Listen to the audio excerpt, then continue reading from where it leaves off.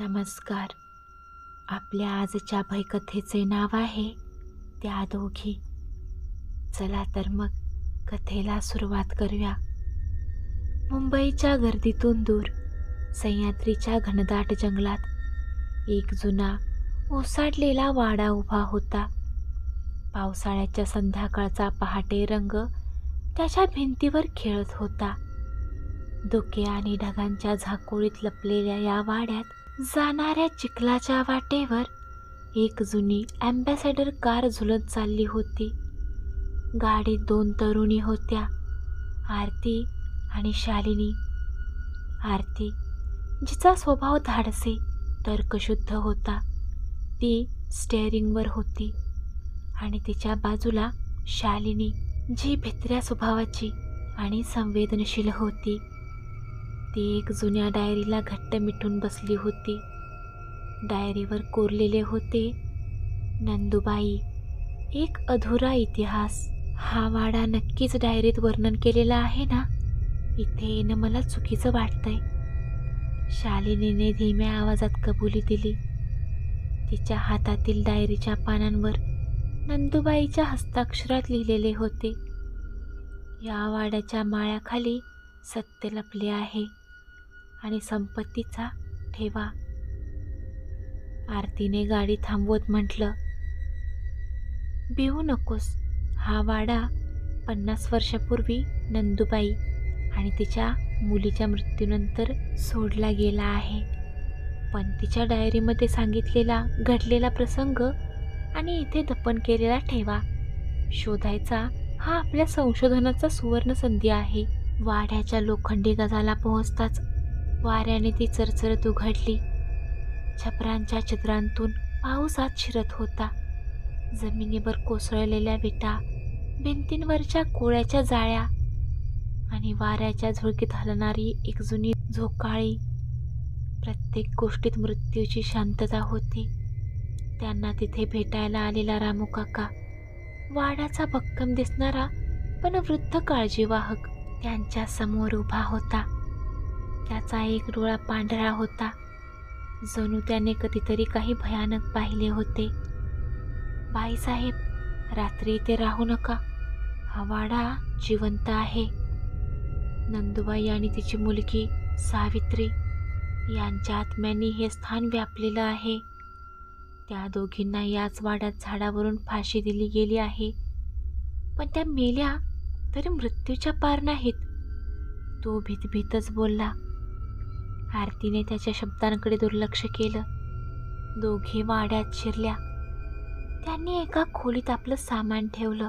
संध्याकाळ ढलताच वातावरण बदललं.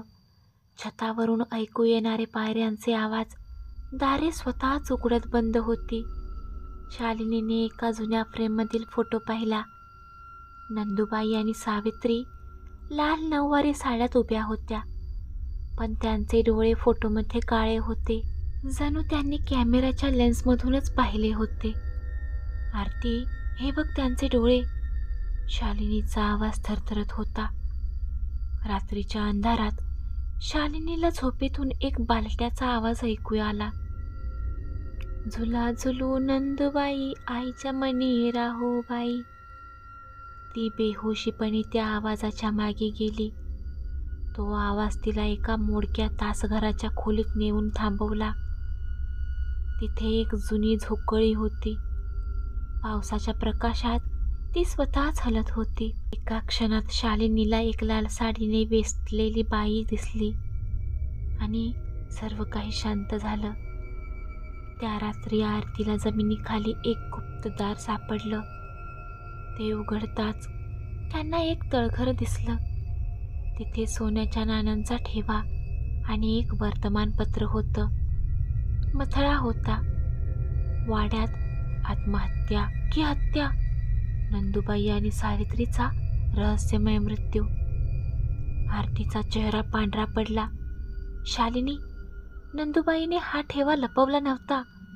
तिने तिच्या मुलीला कोणाच्या तरी पासून लपवलं होतं आणि आपण आत्ताच्या त्या शत्रूच्या सापळ्यात सापडलो आहोत. तेवढ्यात तळघराचे दार जोरात बंद झाले. अंधारात एक स्त्रीचा आवाज कानी पडला. माझ्या मुलीला कोणी पाहिलं? कोणी पाहिलं? तळघरातील अंधार इतका दाट होता की आरती आणि शालिनी एकमेकींचे चेहरे सुद्धा ओळखू शकत नव्हत्या. शालिनीच्या हातातील टॉर्चचा प्रकाश कंपत होता, जणू तोही त्या भूतकाळाच्या छायेने ग्रासला गेला होता. तळघराच्या भिंतीवर कोरलेली होती, राघवाचा प्रतिशोध. आरतीने वर्तमानपत्र कटिंगच्या प्रकाशात पाहिलं. शालिनी, हे बघ, नंदूबाईचा नवरा राघव हाच खरा खुनी होता. त्याला समजलं होतं की सावित्री त्याची मुलगी नाही, म्हणून त्याने दोघींना झाडावर झोडपलं. त्याच क्षणी टॉर्चचा प्रकाश पूर्णपणे मंद पडला. शालिनीच्या मनात एक ठसठसणारा आवाज उमटला. आईला सांग, मी इथे आहे. तिने जोरात हाक मारली. आरती, ही सावित्रीची आत्मा आपल्याशी बोलत आहे. पण आरतीचं लक्ष तळघराच्या एका कोपऱ्यात पडलेल्या जुन्या बॉक्सकडे होतं. तिने तो उघडला. आत होती एक फाटकी बाहुली, जिचे डोळे निखाऱ्यासारखे लाल होते. आणि अचानक तळघराच्या छतावरून ऐकू आलेल्या पायऱ्यांच्या आवाजाने दोघींचं रक्त गोठवलं. एखादी स्त्री उंच हसत होती आणि नंतर एक मुलगी रडत होती. आरतीने बॉक्समधली बाहुली उचलली. हे बघ, या बाहुलीच्या पाठीवर काहीतरी कोरलं आहे. शालिनीने प्रकाश टाकताच ती चित्कारली. सावित्रीची आत्मा या बाहुलीत कैद आहे.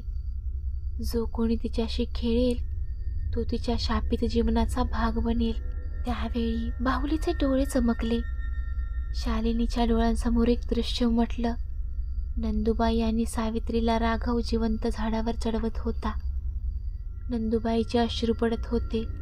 राघव, माझ्या मुलीला क्षमा कर, ती निर्दोष आहे. पण राघवच्या चेहऱ्यावर फक्त विक्राळ हास्य होतं.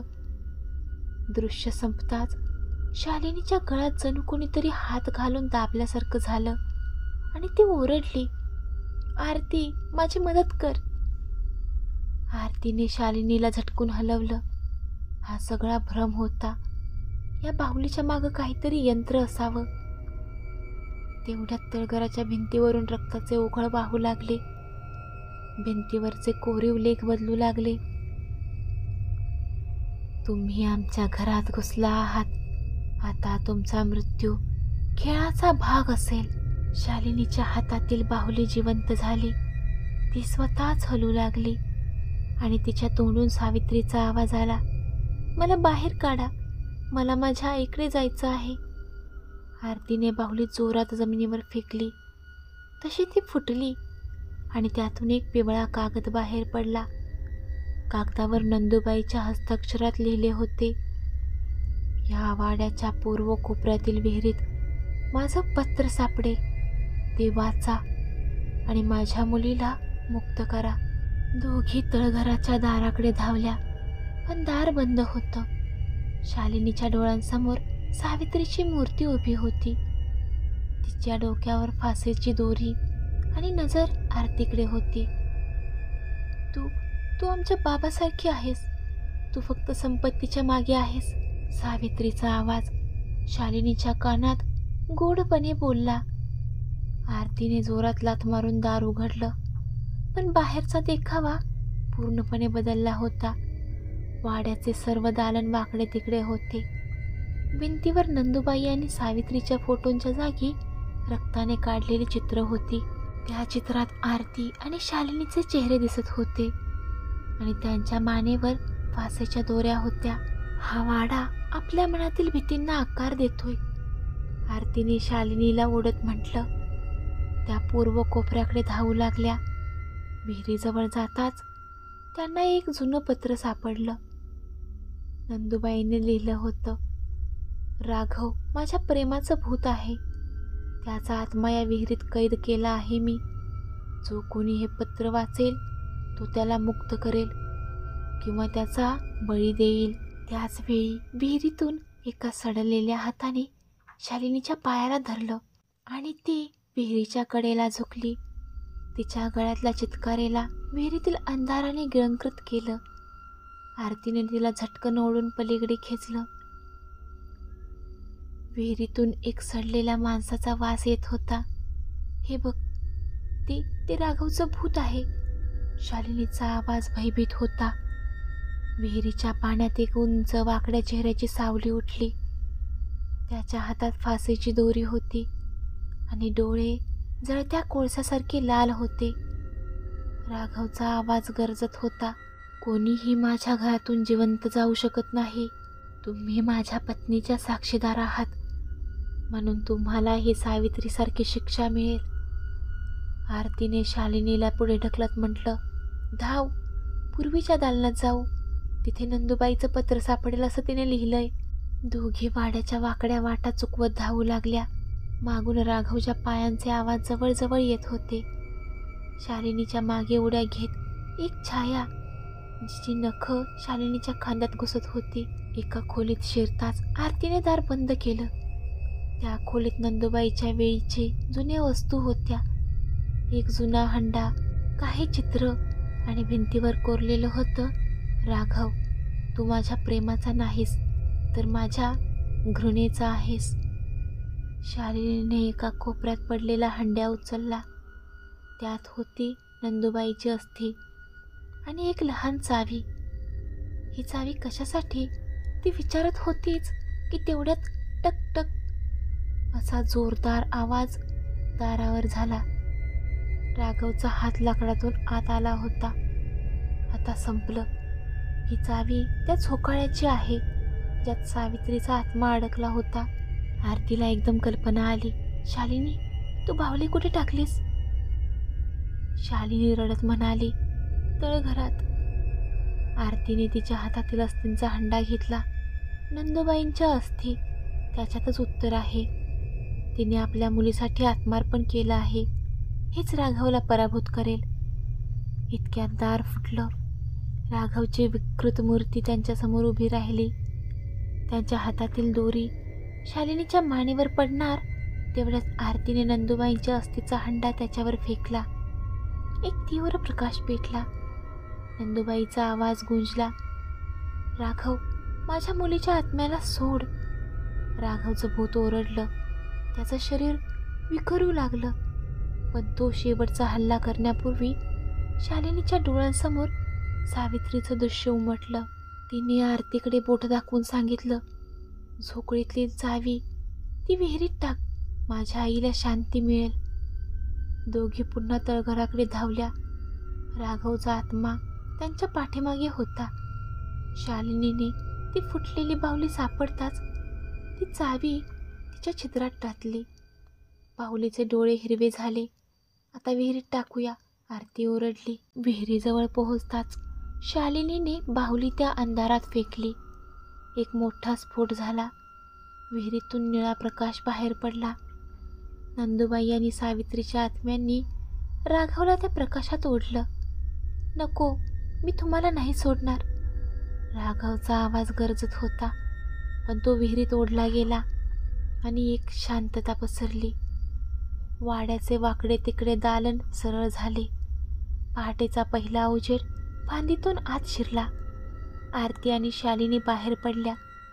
रामूकाका विहिरीजवळ उभा होता. त्यांचा पांढरा डोळा आता सामान्य दिसत होता. तुम्ही त्यांना मुक्त केलं? नंदुबाई आणि सावित्री शांत झाल्या. तो म्हणाला आणि धुळीत विरून गेला. गाडीत बसताना शालिनीने विचारलं, आरती, हे सगळं खरं होतं का की आपल्या मनाचा भ्रम होता?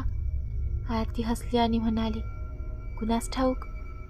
तेवढ्यात गाडीच्या मागच्या आरशात शालिनीच्या खांद्यावर सावित्रीच्या बाहुलीचा ठसा उमटला, पण त्यांना याची काहीच कल्पना नव्हती. आरती आणि शालिनी मुंबईच्या फ्लॅटमध्ये परतल्या होत्या, पण त्यांच्या डोक्यात तो वाडा, त्या विहिरीचे स्वप्न आणि शालिनीच्या खांद्यावरचा बाहुलीचा ठसा सगळं जिवंत होतं. एक दिवस आरतीच्या कारच्या ग्लोव्जमध्ये त्यांना एक जुना कागद सापडला. तो होता नंदुबाईचा खरा ठेवाचा नकाशा. त्यावर कोरलं होतं, वाड्याच्या उत्तरेकडील वृक्षाखाली 5 हातखंड सोन्याचे पेटे सापडतील. शालिनी हसत म्हणाली, हे बघ, नंदुबाईने अजून एक रहस्य सोडले. पण आता मला भीती नाही वाटत. राघव गेला, शांत झाला त्याचा आत्मा. पण आरती संशयाने म्हणाली, हा नकाशा आपल्या गाडीत कसा आला? आपण तर तळघरात कुठेही हा शोधला नव्हता. त्या दुपारी उन्हातानात त्या दोघी पुन्हा वाड्याकडे निघाल्या. पण यावेळी जंगलाचं वातावरण वेगळं होतं. झाडांवरची पक्षी मुकाट्याने बसले होते आणि हवेत एक शांतता होती. त्यांनी नकाशानुसार उत्तरेकडील एका वाळलेल्या बोरझेड झाडाखाली खणायला सुरू केलं. दुपारच्या 3:30चे उन्ह जमिनीवर चकचकत होते. शालिनीने फावड्याने माती उचलली. फावडा कठीण वस्तूला आदळला. आरतीने हाताने माती साफ केली तर तिथे एक लहान पेटी होती. पण ती सोन्याची नव्हती.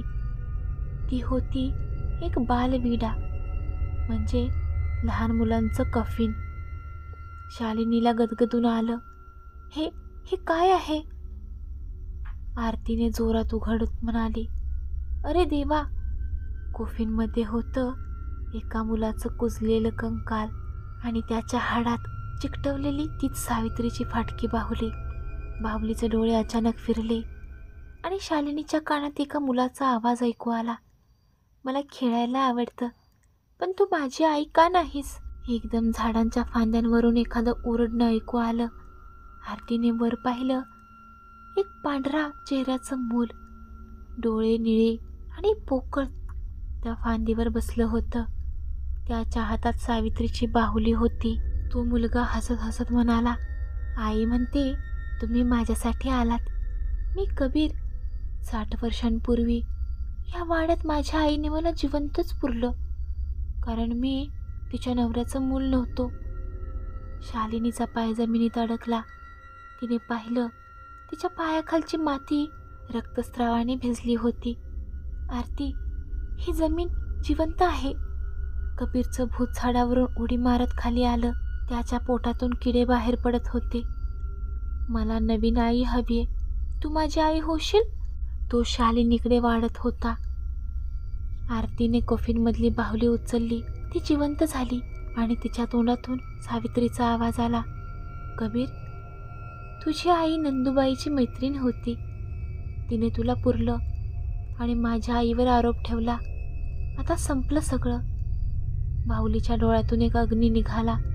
कबीरचं भूत ओरडलो, नको, मला आई हवीये. पण जमिनीतून निघालेल्या हाडांनी त्याला आत ओढून घेतलं. शालिनी आणि आरती पळत पळत गाडीकडे गेल्या. पण गाडीच्या बोनेटवर कबीरचं भूत बसलं होतं. त्याने शालिनीच्या केसात हात घालत म्हटलं, तू माझी आई आहेस. तुझ्या पोटात माझं स्थान आहे. आरतीने गाडी स्टार्ट केली आणि जोरात पळ काढला. शालिनीच्या पोटात एक वेदना उठली. तिने ब्लाऊज उचलून पाहिलं. तिच्या नाभीजवळ एक काळा ठसा होता. तो होता गर्भ. शालिनी रक्तरंजित डोळ्याने म्हणाली, आरती, मी गरोदर आहे का? पण माझ्या डोळ्यात कबीरचा आत्मा घुसलाय आणि तो मला आई आई म्हणतोय. गाडीच्या मागून कबीरचा हसण्याचा आवाज येत होता. आरतीच्या मोबाईलवर एक मेसेज आला, तुमच्या शोधामुळे 108 मुलांच्या आत्म्यांना मुक्ती मिळेल, पण त्यासाठी शालिनीला बळी द्यावा लागेल. आरती आणि शालिनीने वाड्यातील खरा खजिना शोधून काढला. एक जुनी पितळी पेटी, त्यामध्ये नाणी, हिरे, पण त्याच्याबरोबर एक अट होती, या संपत्तीचा वापर करणाऱ्यांनी कधीही परत येऊ नये. त्यांनी वाड्याला मागे टाकलं आणि मुंबईच्या एका अपार्टमेंटमध्ये स्थायिक झाल्या.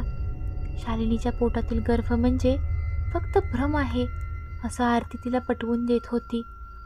पण रात्रीच्या वेळी शालिनीला त्या बाहुलीचे आवाज ऐकू येऊ लागले.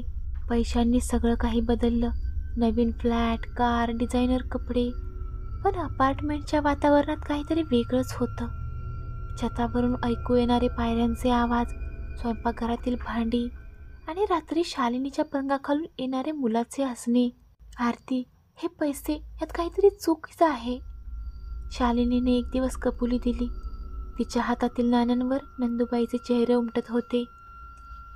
आरती चिडून म्हणाली, तू पुन्हा त्या भूतकथा सांगतेस? हे सगळं तुझ्या मनाचा खेळ आहेत. आपण आता सुरक्षित आहोत. पण शालिनी रडत होती. नाही, तो कबीर आत्ताही माझ्याबरोबर आहे. त्याने मला सांगितलंय की तूच माझी नवीन आई आहेस म्हणून. त्या रात्री शालिनीच्या झोपेतून एक ओरड ऐकू आली. आरती धावत आली. शालिनीच्या पोटात एक काळा ठसा होता आणि तो आकार घेत होता. गर्भयुक्त मुलाचे डोळे दिसत होते. अपार्टमेंटच्या समोरच्या फ्लॅटमधील माणसं चर्चा करू लागली. या फ्लॅटमध्ये 20 वर्षांपूर्वी एका वेश्येने आपल्या मुलाला झोपवून मारलं होतं. तो मुलगा, त्याचं नाव कबीर. शालिनीच्या कानात ही गोष्ट पडताच तिच्या अंगावर एक शहारा आला. तिनं गुगल केलं. त्या फ्लॅटचा एक जुना फोटो सापडला. त्याच झाडाखाली जिथे त्यांनी खजिना शोधला होता. शालिनी घाबरून म्हणाली, आरती, हे अपार्टमेंट वाड्याशी जोडलेलं आहे. कबीरचा आत्मा या इमारतीत आहे. आरती थरथरत म्हणाली, मग आपण इथे कसं काय सुखरूप आहोत? त्यानं आपल्याला इथं पाठवलंय का? त्याच क्षणी टीव्ही स्वतःहून चालू झाला. स्क्रीनवर नंदुबाईचा आवाज होता. तुम्ही खजिना घेतला म्हणून तुमच्यावर शाप बसला आहे. कबीरला आता नवीन शरीर हवंय, शालिनीच्या पोटातलं. हे ऐकताच आरतीने खजिन्याची पेटी उघडली. आत सोन्याऐवजी कबीरचं मुंडकं होतं आणि त्याला चिकटवलेल्या शालिनीच्या फोटोसह. नाही, हे शक्य नाही. आपण तर या पेटीत नाणी भरली होती. आरती ओरडली, पण प्रत्येक नाण्यावर कबीरचा चेहरा कोरला होता. शालिनीच्या पोटातून रक्तस्राव सुरू झाला. तिने आरतीचा हात दाबून म्हटलं, त्याने माझ्या शरीरात प्रवेश केलाय. आता फक्त एकच मार्ग आहे.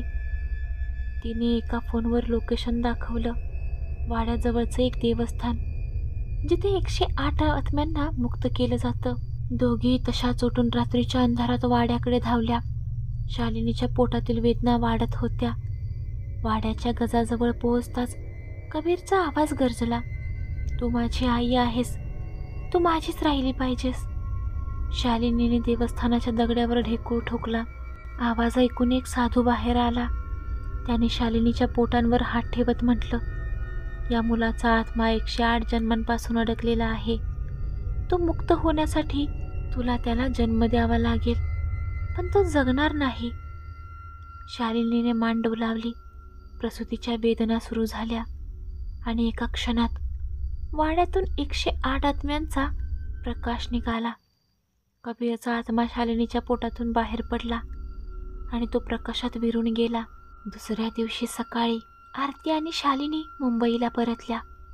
शालिनीचा गर्भ गेला होता, पण तिच्या मनात एक प्रश्न होता, कबीर मुक्त झाला का? पण तो नंदुबाईचा खजिना जो आपल्याजवळ आहे तो शापितच आहे का? त्या रात्री आरतीच्या फ्लॅटच्या दारात एक ठसठसणारा आवाज ऐकू आला.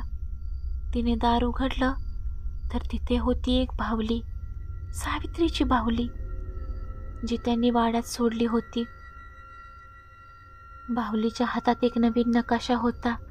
त्यावर लिहिलं होतं, मुंबईतील 108 इमारतींमध्ये 108 आत्मे अडकले आहेत, त्यांना मुक्त करा. ते म्हणतात ना, खजिना मिळाला की शाप संपत नाही, तो फक्त नवीन रूपात पुनर्जन्म घेतो. ही कथा तुम्हाला कशी वाटली कमेंट करून सांगायला विसरू नका.